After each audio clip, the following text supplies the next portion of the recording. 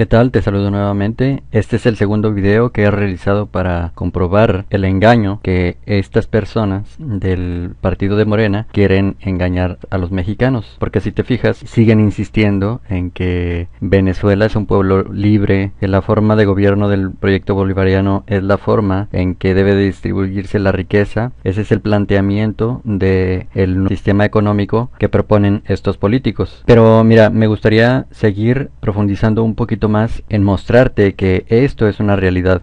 Esta página de investing.com, que es la que vimos en el video número 1, es una página internacional que sirve para realizar inversión, y por eso es que nos muestra el historial de las diferentes monedas. La moneda que tú quieras la puedes encontrar aquí. Ahora bien, alguien podría, por ejemplo, decir que aquí se ven ciertos patrones de estabilidad. Alguien podría pensar, oye, pues, ¿será que entonces los venezolanos están haciendo algo bien? Alguien pudiera pensar que el problema no es el gobierno de Venezuela, sino que como baja el precio del petróleo internacional, entonces por eso es que se ven estas recesiones. Pero aquí es donde quiero profundizar un poquito más en la ecuación económica, y esto lo quiero explicar precisamente para aquellas personas que piensan que un incremento salarial, cuando se da por medio de decreto presidencial, piensan que esa es la forma en que las personas pueden tener mejor calidad de vida o distribuir las riquezas, y eso es prácticamente un error. Es lo que quiero mostrar. Por eso sí quiero que veas este video y trates de reflexionarlo.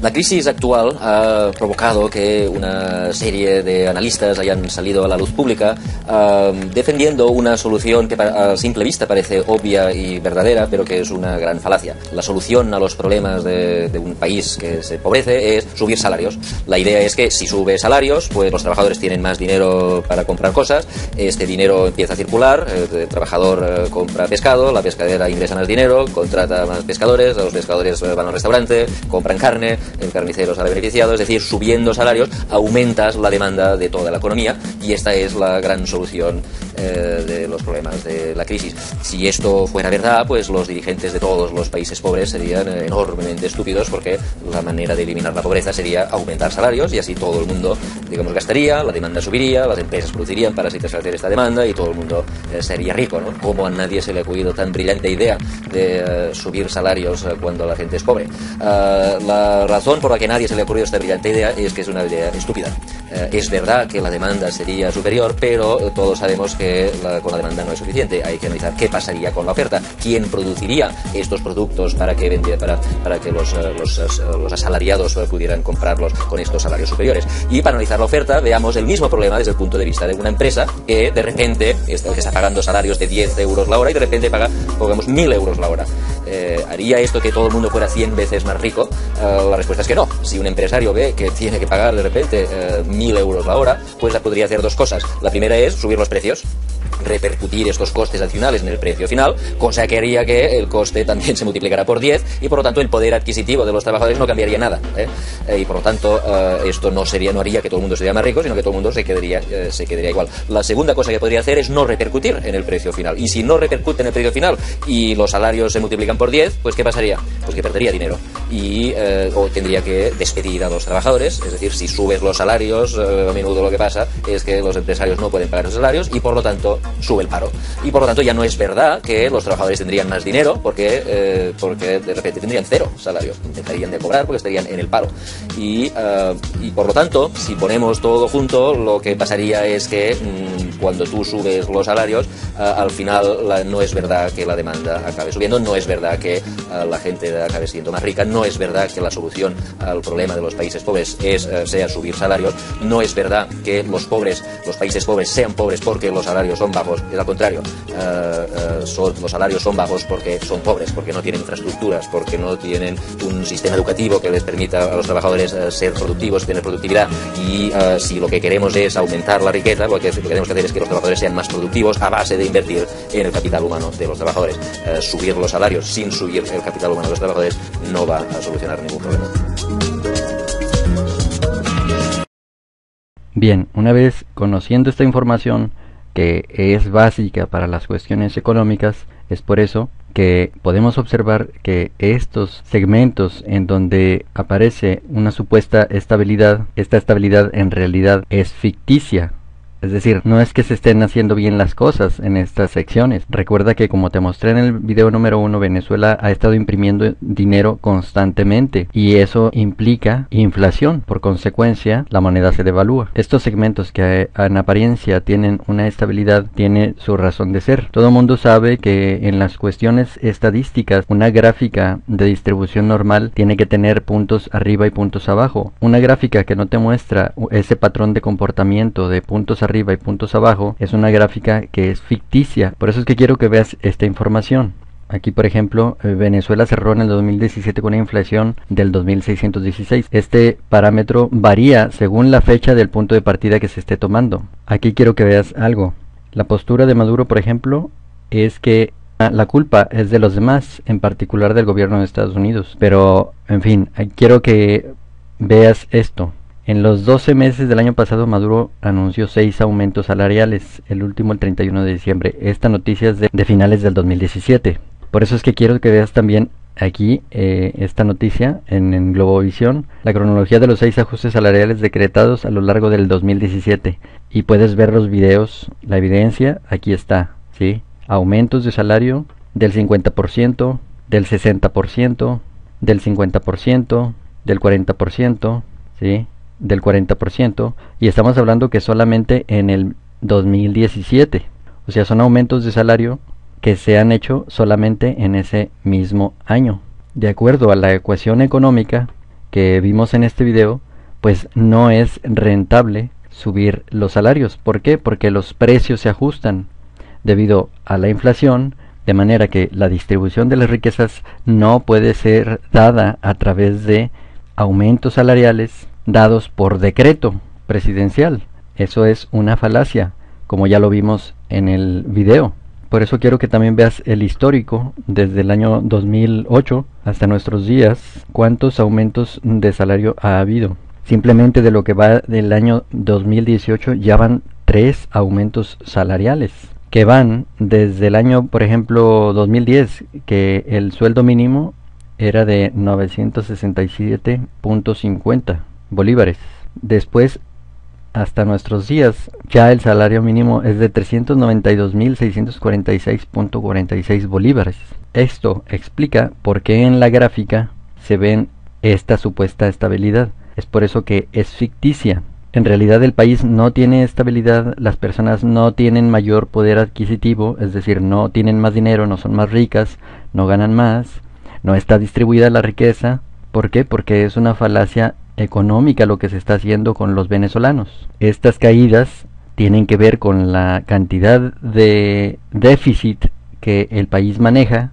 Déficit es la deuda que tiene. También el aumento salarial también explica del por qué hoy en día hay una escasez de efectivo. La pregunta sería, ¿pero por qué si que no se supone que imprimieron mucho efectivo, mucho dinero durante todos estos años? ¿Cuál es la razón del por qué ahora hay una escasez de efectivo? La razón es porque como ese efectivo, a pesar de que fue mucho lo que se imprimió, la devaluación les ha pegado tanto que ese efectivo en realidad ya no vale mucho.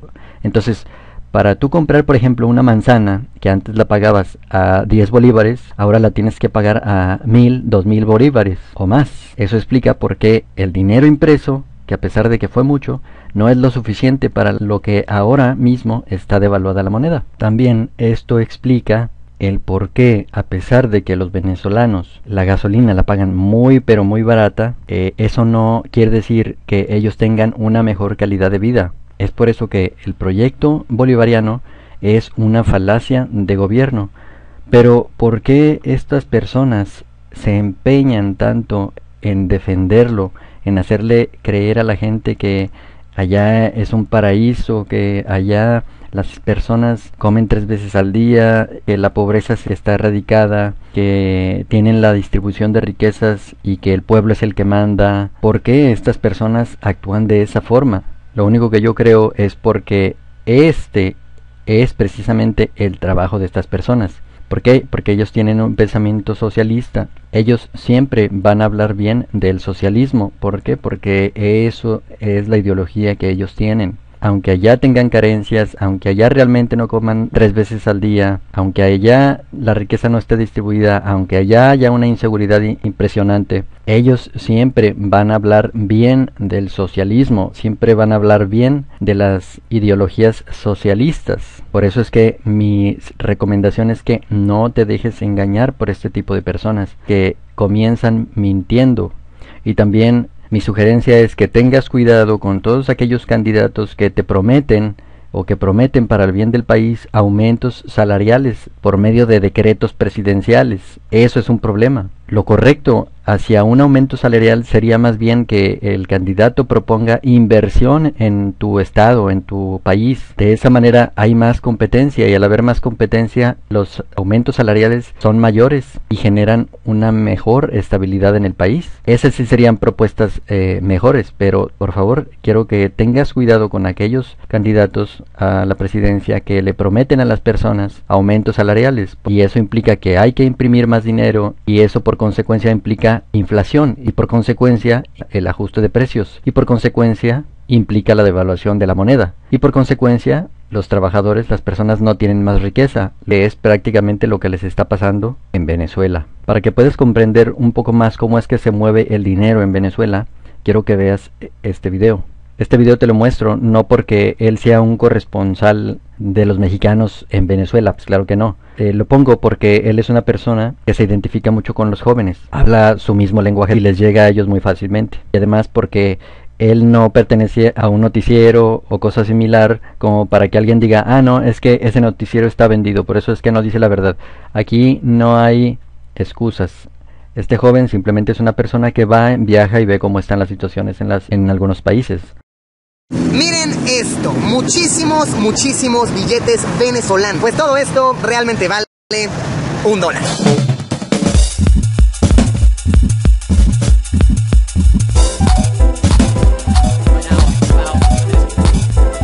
Hola amigos, un día más en Venezuela y hoy vamos a hablar un poco sobre cómo funciona el dinero en este país. De verdad es un tema súper complejo, un tema que apenas comienzo a comprender. Jamás había batallado tanto para hacer conversiones de dinero como me ha pasado en Venezuela. Presten mucha atención que esto estará un poquito complicado. Comencemos. Empezaremos hablando sobre los billetes. Chéquense este tremendo fajo de billetes. Parece muchísimo dinero, ¿no? Para simplemente pum, pum. Pues ¿qué creen, amigos míos? Todo este tremendo fajo de billetes, mírenlo, es muchísimo. Equivale a aproximadamente $1. $1 bien cambiado. Estamos hablando de más o menos unos 5,000 bolívares por dólar, porque hay maneras de cambiarlo. Ahorita vamos a hablar un poquito más a detalle. Se tiene inclusive la creencia de que el papel, el material con el que está hecho el billete, tiene más valor que el billete mismo. Y hace algo de sentido, porque si lo analizamos, miren, tiene muchos detalles. Lo ves a contraluz, tiene esta rayita de aquí. Y por aquí aparece otra pequeña carita de Simón Bolívar. Inclusive esto, junta el billete de esta manera y se forma una cara. Y este billete complicadísimo, muy bien pensado, tiene un valor real de 2 centavos de dólar. Ahorita les cuento más de eso. Entonces, sabiendo esto, sabiendo que este tremendo fajo vale aproximadamente $1, uno pensaría que es de lo más normal cargar con 100,000, 200,000 bolívares en tu cartera sin ningún problema, ¿no? Pues no, la mayoría de los cajeros automáticos únicamente te dejan sacar de 8,000 a 10,000 bolívares por movimiento. Estamos hablando de $2, 2 a 3 dólares. Y si quieres tener más dinero en efectivo a tu disposición, siempre puedes acudir directamente a la ventanilla del banco. Pero aún así no te dejan sacar tanto. La mayoría de los bancos te dejan sacar de 50,000 a 80,000 bolívares por día. Estamos hablando de unos de 10 a 15 dólares como máximo por día. Entonces estoy afuera de una casa de cambio. Vamos a ver en cuántos bolívares me toman $1. 2,155 por cada dólar. Wow, 2,155 bolívares por cada dólar. Y eso si los quieres vender, si los quieres comprar, me imagino que los toman muy baratos o de plano no se puede. Claro que porque ese es el negocio. Tú les puedes vender los dólares que quieras y ellos luego los pueden revender al doble, triple, cuádruple de lo que a ti te dieron. Y ya que estamos hablando sobre dinero, se me hace apropiado abordar el tema del salario mínimo en Venezuela. El salario mínimo establecido por ley en este país es de 200,000 bolívares mensuales. Estamos hablando de aproximadamente $40 al mes. Obviamente dependiendo del tipo de cambio. Recordemos que cada día sube, cada día baja. Entonces, 200,000 bolívares al mes. La verdad, no es mucho dinero. Pero aparte de esto, no son 200,000 bolívares en dinero real, dinero que puedes gastar en lo que quieras. 135,000 de estos 200,000 son en vales para comida. Aquí a estos vales se les llama cesta ticket. Entonces, realmente de dinero que tú puedes gastar en lo que quieras, en lo que se te antoje, son 65,000 bolívares. Unos $13 al mes. Wow, es de verdad un rollo muy complicado. Me estoy confundiendo de tan solo intentar transmitir esto con ustedes. Pero bueno, para hacerlo sencillo, digerible, el salario mínimo son 200,000 bolívares. Entonces, si el salario mínimo está en eso, ¿cuánto cuestan las cosas? Siempre, los productos de despensa Venezuela pueden variar muchísimo en sus precios. Por ejemplo, un litro de leche te puede costar unos 5,000 bolívares si lo compras regulado o hasta unos 15,000 bolívares si lo compras con uno de estos llamados bachaqueros. Una caja de cereal te puede costar unos 6,000 bolívares, un pan de tamaño grande tal vez unos 1,000 bolívares, y si nos vamos a productos como por ejemplo pañales, un empaque de pañales te puede costar unos 80,000 bolívares. Wow, casi la mitad del salario mínimo mensual. Es un ejemplo muy claro, muy marcado de la oferta contra la demanda. Y así como pueden haber cosas que son costosas, también hay cosas que son muy increíblemente, extremadamente baratas. Por ejemplo, la gasolina. ¿Sabían ustedes que en Venezuela pueden llenar el tanque de su coche con 200 bolívares? 200 bolívares son como 4 centavos de dólar. El tanque entero de tu coche lleno de gasolina por 4 centavos de dólar. Esto es increíble, de verdad. No tenía conocimiento de esto. No sabía que en algún país la gasolina podía ser tan económica. Otra cosa que es sumamente barata es el metro. Un boleto de metro te cuesta 5 bolívares. 5 bolívares son .001 dólares, algo así. Ni siquiera un centavo de dólar por un pasaje del metro. Puedes ver el video completo. Yo solamente te mostré algunas partes, algunas secciones de las más importantes.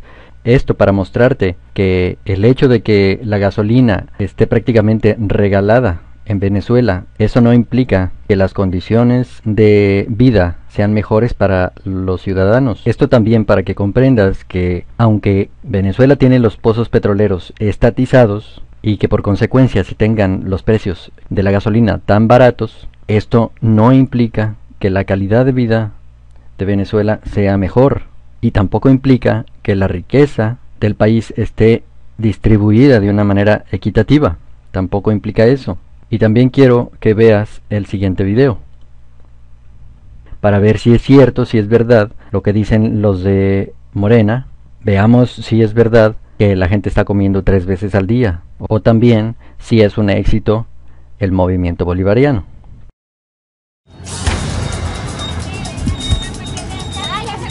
Hoy voy al supermercado en Venezuela. Pero mientras más me acerco, empiezo a escuchar estos gritos.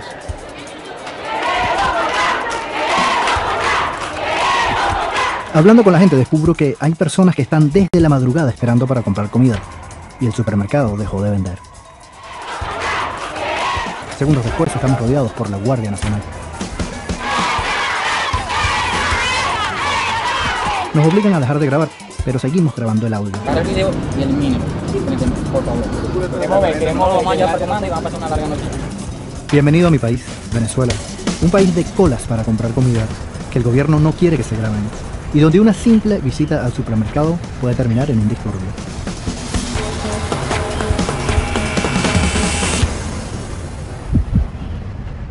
Gente protestando por la falta de comida.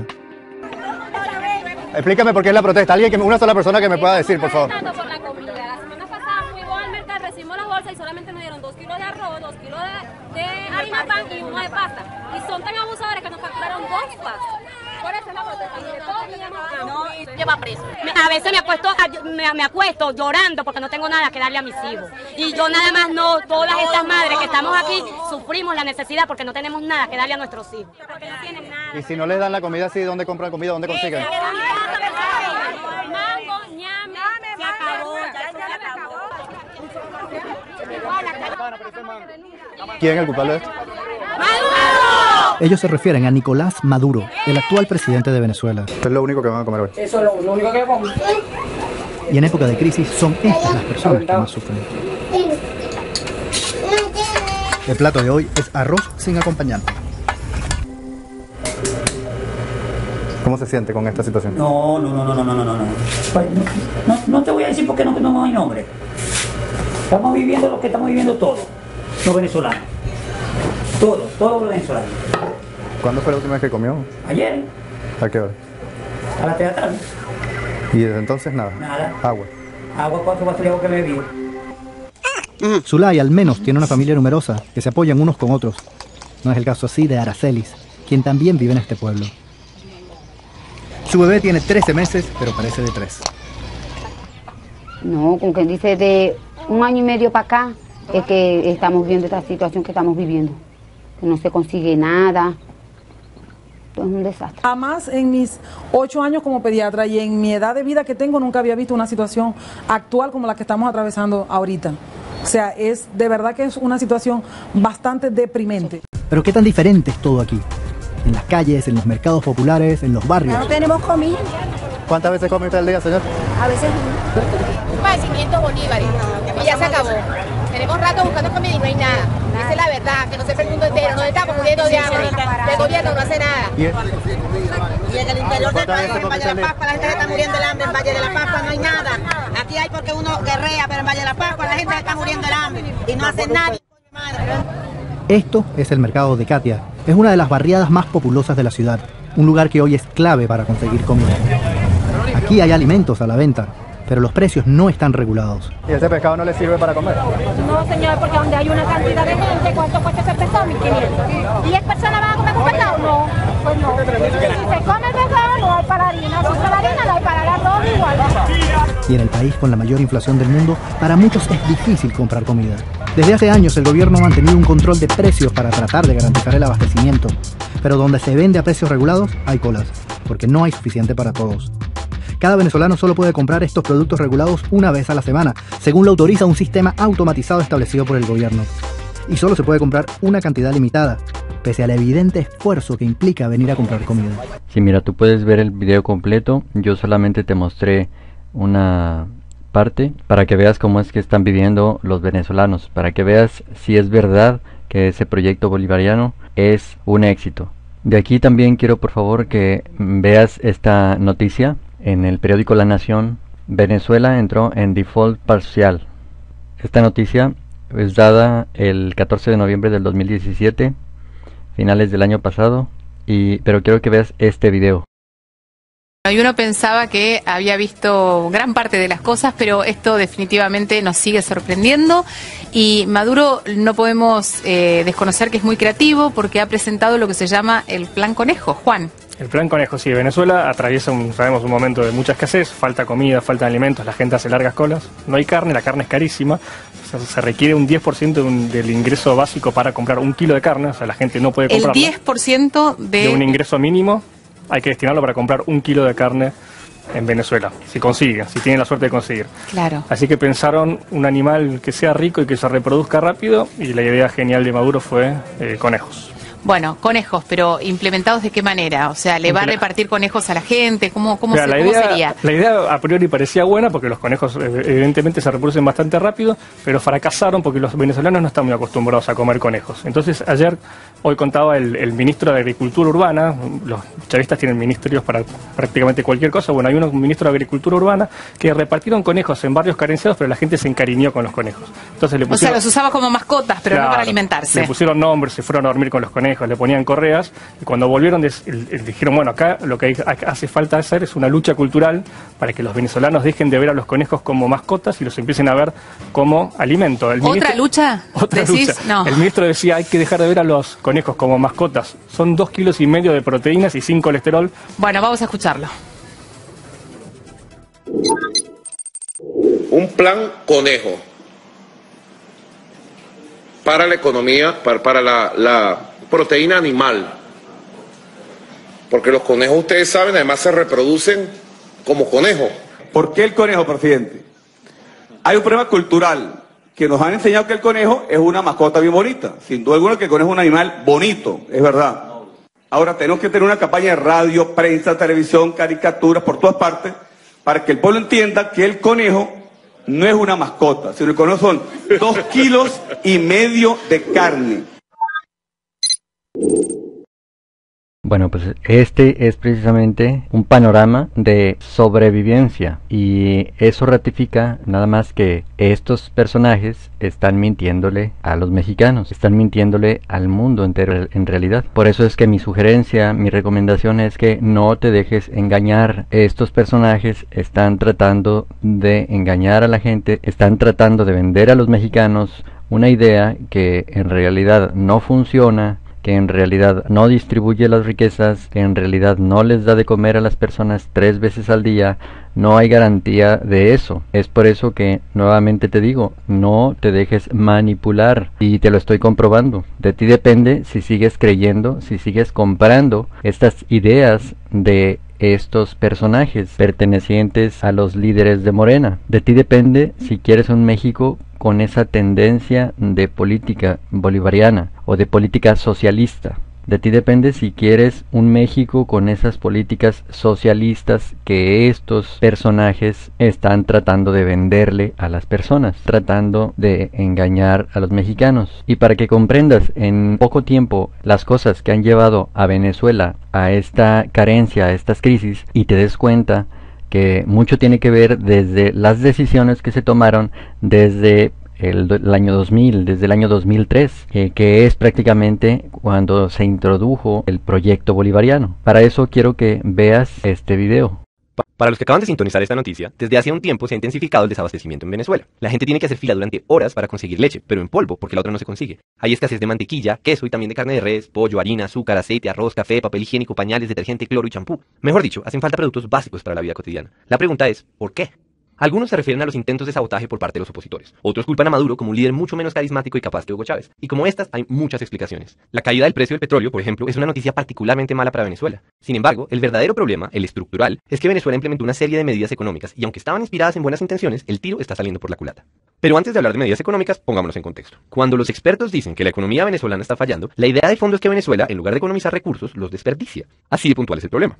Pero, ojo, desperdicio no solo es botar agua o dejar la luz prendida. Desperdicio es usar los recursos en vano, cualesquiera que esos recursos sean. Tiempo, espacio, talento humano, conocimiento, no importa. El punto es que Venezuela, el país con la mayor reserva petrolera del mundo, está sufriendo de desabastecimiento porque hay 30 millones de personas que no logran coordinarse para ofrecer bienes y servicios, al menos no de forma eficiente.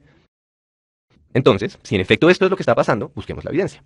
Un buen lugar para comenzar es PDVSA, que es como Ecopetrol, pero en Venezuela. Por extraño que parezca, además de extraer el petróleo y venderlo en el exterior, PDVSA importa alimentos para distribuirlos como parte de su misión de abastecer al pueblo venezolano. No es que esto esté mal en sí mismo, ni tampoco que este hecho pueda explicar el desabastecimiento, pero es muy diciente que una petrolera sea la entidad elegida para entregar alimentos. Ahora piensen en la burocracia en Venezuela. Por ejemplo, para importar productos hay que comprar dólares, pero resulta que en Venezuela el Estado es el que vende dólares y entonces hay que pasar por un proceso burocrático que puede durar meses antes de importar cualquier cosa. Por otra parte, las empresas nacionalizadas en este momento no producen ni una cuarta parte de lo que producían antes y en cambio se pasan su tiempo llenando formularios, solicitudes, informes y todo tipo de papeleo para poder hacer su trabajo. Para colmo, se han perdido toneladas de alimentos que se pudrieron en almacenes porque nadie los llevó a su punto de entrega. Eso sin mencionar la corrupción que se come en los recursos del país y las fallas de coordinación que hacen que todo sea más lento. Y lo más grave es que este fenómeno se alimenta a sí mismo. El tiempo que los venezolanos gastan haciendo filas para poder comprar los productos que necesitan es una consecuencia del desabastecimiento, pero también es la causa de más ineficiencia. Estamos hablando de millones de horas humanas que se van a la basura y que se hubieran podido utilizar para mejorar la situación del país. Otra fuente de desperdicios es el esfuerzo que gasta el gobierno venezolano vigilando que nadie compre más de la cuenta o que no vendan en mercados negros. Claro, como no hay comida suficiente, muchas personas compran todo lo que se puedan llevar, pero eso solo intensifica el problema del desabastecimiento. Entonces, el Estado decidió implementar controles para identificar a los compradores y evitar que acaparen muchos productos. En algunas zonas del país se llegó al extremo de usar tecnología biométrica para realizar estos controles. Esos son algunos ejemplos. La pregunta es, ¿por qué está pasando todo esto? Y aquí es que entra la carreta teórica. Coordinar los esfuerzos de millones de personas es algo que desborda las capacidades de cualquier grupo de funcionarios. La mayoría de los gobiernos no se ponen el trabajo de decir cómo se deben utilizar los millones de recursos que tiene un país, literalmente millones. Lo que hacen es establecer las reglas del juego. En la práctica, no centralizar la economía implica coger un problema descomunalmente grande y romperlo en muchos pedazos. En lugar de que alguien pregunte, ¿qué debe hacer el país? Todos los ciudadanos se preguntan, ¿qué voy a hacer yo? ¿Qué compro? ¿Qué vendo? ¿En dónde trabajo? Y la suma de estas decisiones individuales determina el rumbo de la economía. Pero, y este es un gran pero, para que esta estrategia funcione, la gente necesita comunicar información constantemente. Información del tipo, alguien debería llevar este pescado a la ciudad, o yo traigo madera, y también preste para acá que yo arreglo barcos. La clave del mercado como mecanismo para economizar recursos está en que son los precios los que informan a la gente de lo que está pasando. Pérdidas y ganancias en un sentido puramente económico son indicadores de eficiencia o de ineficiencia. Entonces, sin pedirle permiso a ninguna autoridad centralizada, cada individuo toma sus propias decisiones. Esas decisiones afectan los precios y los precios comunican esa nueva información para que otras personas puedan tomar otras decisiones. Y así, una y otra vez. El resultado global es que millones de personas trabajan, más o menos, de forma coordinada. Dicho todo eso, volvamos a Venezuela. Resulta que, en los últimos años, Venezuela pasó de tener una economía coordinada por precios a una economía centralizada. Aquí es que aparecen las medidas económicas. Lo primero fue ponerle un precio fijo a los productos que ahora escasean y ponerle un precio al dólar. Esto comenzó en el 2003. La idea era que todos los venezolanos, ricos o pobres, pudieran comprar los productos de la canasta familiar y que la moneda venezolana se mantuviera fuerte con respecto al dólar. Obviamente, el gobierno trató de fijar precios, comillas, justos, pero la gracia de los precios es que se adaptan a lo que está pasando mucho más rápido de lo que se puede enterar un funcionario del Estado. Y lo que está pasando, o lo que habría de pasar, fue inflación. Poco después de regular los precios, el gobierno venezolano invirtió enormes cantidades de dinero en políticas sociales, y esto generó un desbalance gigantesco en las cuentas. Por supuesto, el problema no son las políticas sociales, sino el desbalance. Básicamente, la plata que entraba por impuestos y ventas de petróleo no era suficiente para cubrir los gastos. La única alternativa para mantener ese modelo era imprimir más dinero, algo que los gobiernos hacen con cierta frecuencia. Sin embargo, cuando la cantidad de dinero en circulación aumenta y el número de bienes y servicios sigue siendo el mismo, se produce la famosa inflación. Los precios suben para ajustarse a la nueva realidad. La nueva realidad siendo, hay más billetes, pero sigue habiendo la misma cantidad de leche. Pero, como estaban controlados, en lugar de subir, los precios se convirtieron en cifras absurdas. Acto seguido, los productores y los distribuidores de alimentos empezaron a quebrarse y muchos se fueron del país porque el negocio dejó de ser rentable. La producción se cayó en cuestión de unos años. Entonces el gobierno se dedicó a nacionalizar buena parte de las empresas, algunas porque quiso y otras porque había que subsidiar los costos de producción. Por ejemplo, el Estado adquirió más de 10.000 hectáreas de fincas ganaderas en los últimos años. El problema es que el gobierno no tiene la misma experiencia que las personas que antes manejaban esos negocios y, lo que es más grave, tampoco tiene la información necesaria para tomar decisiones eficientes, porque cuando se desligan los costos de producción de los precios, no hay nada que nos informe de si esto es más eficiente que aquello. Básicamente el país comienza a navegar a ciegas. Todo se hace con burocracia, con indicadores, con instrucciones centralizadas que llegan demasiado tarde. Ahí tenemos una buena parte de la explicación. La otra parte, o por lo menos otra muy grande, fue la caída de las importaciones.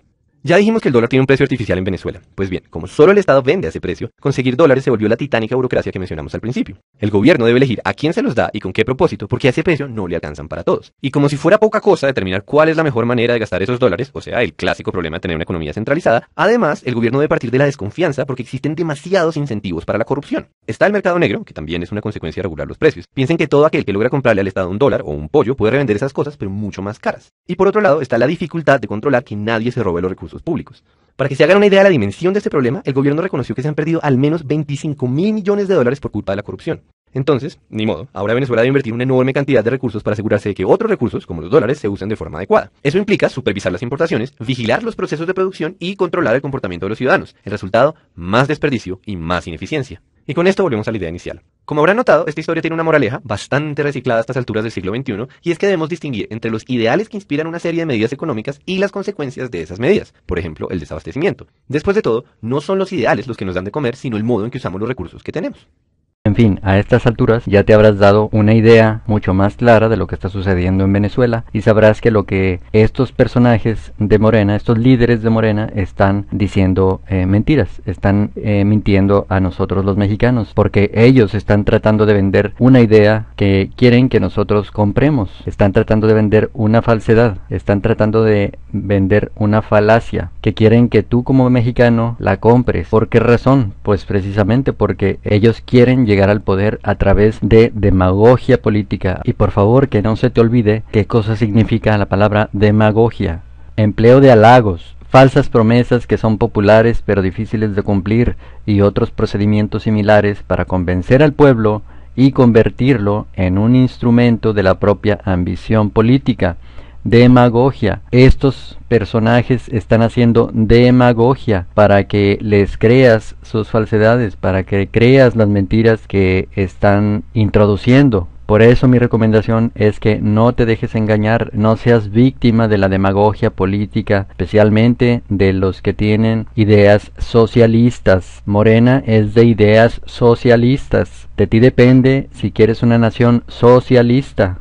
Mi intención no es impedirte que tú votes. Si tú quieres votar por ellos, pues adelante, ¿verdad? Pero tienes que saber las consecuencias de lo que implica un gobierno socialista. Yo solamente estoy advirtiendo y dándote a conocer algunas de las consecuencias de tener un gobierno socialista. Por eso nuevamente te digo, no te dejes engañar, no te dejes manipular por la demagogia política de cualquiera de los políticos, pero especialmente de los que son socialistas. Pues bien, nos vemos en el siguiente video, donde te comparto que las ideas socialistas que Hugo Chávez tenía en su tiempo, prácticamente las está aplicando Andrés Manuel López Obrador. Por eso es que yo nada más te paso la información, tú decides por quién votar, pero es importante que sea a conciencia, que tú estés enterado de que muchas de sus propuestas son socialistas y además son propuestas que en su momento ya también Hugo Chávez las hizo cuando estaba en campaña presidencial. Así es que nos vemos en el siguiente video. Gracias. Atención, si la información te pareció importante, por favor, compártela. No te quedes con ella. No permitas que los mexicanos seamos engañados. Compártela, por favor. No seas parte de este mismo engaño. Hazlo por tu familia, hazlo por México. No seas indiferente a este problema. Por eso es que te pido, por favor, comparte esta información. En la descripción del video te voy a dejar un enlace para que puedas descargar el video. Pero para compartir esta información te voy a pedir no solamente que compartas el enlace de cada video. No te conformes por favor con eso, porque en realidad cuando uno comparte un enlace muchas personas no los ven. Por eso es que te voy a pedir que realices estos 3 pasos. Paso 1, compartir el enlace de cada video. El paso 2, descarga cada video. Paso 3. Sube cada video a tus redes sociales como una publicación tuya. De esta manera vamos a ser más virales y además vamos a garantizar que a más personas va a llegar la información. Porque toma en cuenta de que a veces cuando solamente compartimos un enlace, muchos de nuestros contactos no abren esos enlaces. Sin embargo, cuando nosotros hacemos una publicación personal, la gran mayoría de nuestros contactos sí ven lo que nosotros mismos hemos publicado. Por eso es que te pido que repliques estos videos subiéndolos tú mismo a tus propias redes sociales como si fueran una publicación tuya. De esta manera también vamos a garantizar que si este canal de YouTube lo restringen por esta información, si eso llegase a suceder, pues el enlace que hayas compartido ya dejaría de funcionar. Por eso es que es necesario que los subas tú también, estos videos, a tus redes sociales como si fuesen una publicación tuya. De antemano te agradezco y nos vemos en el siguiente video. Gracias.